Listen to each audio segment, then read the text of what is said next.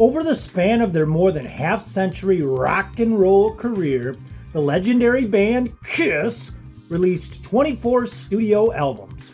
And of all those songs on all those albums, the lyrical themes the band tackled throughout those years were pretty narrow-minded. Never ones looking to change the world or pontificate about politics with their songs in the manner of, say, Bruce Springsteen or U2's Bono.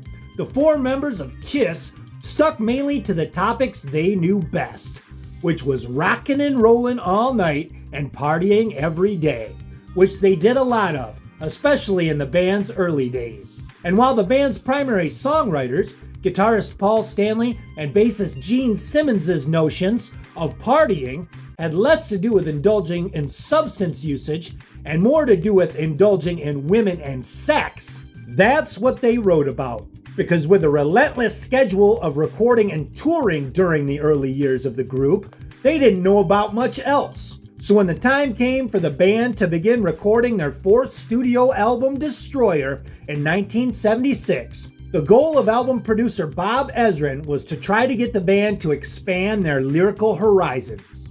Bob Ezrin made a point of trying to get us to stop writing songs about getting laid, said Paul Stanley in 2003, but he needed to understand that's all we ever did. And then he laughed. We had a hard time writing about anything else because we barely had our pants on any time. But he very much wanted us to broaden our writing.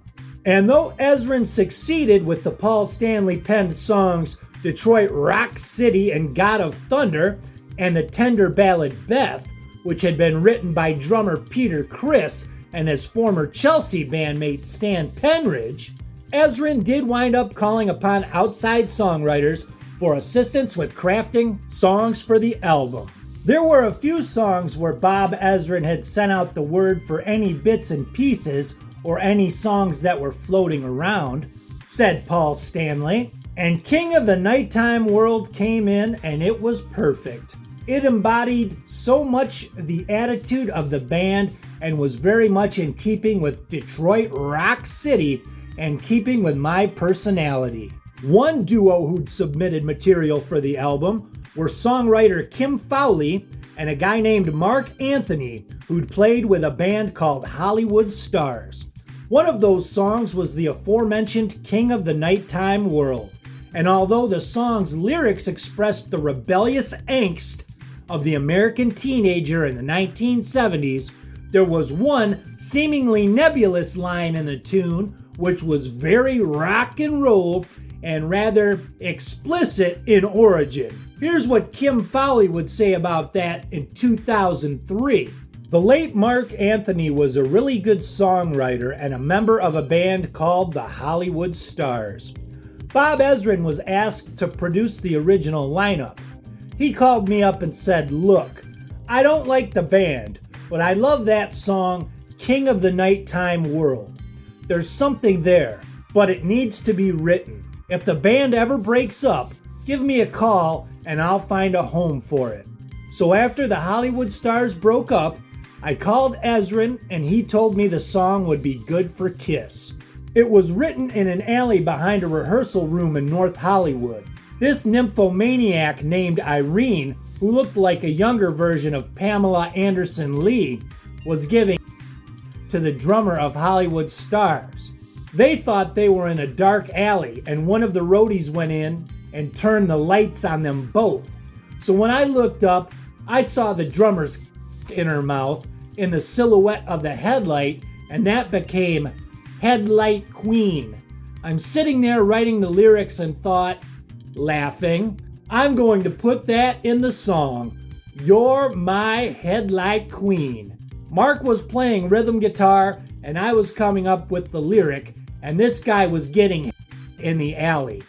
Paul later added some new guitar parts and riffs. There were also some lyrical and melodic changes. And producer Bob Ezrin would add this regarding that song, King of the Nighttime World. Kim Fowley knew that I was producing Kiss, and he sent me a bunch of stuff, and I rejected most of it. But that one song really stood out. It was changed and altered to suit Paul's character. So there you have it. That's the story of the song King of the Nighttime World from the Kiss album Destroyer.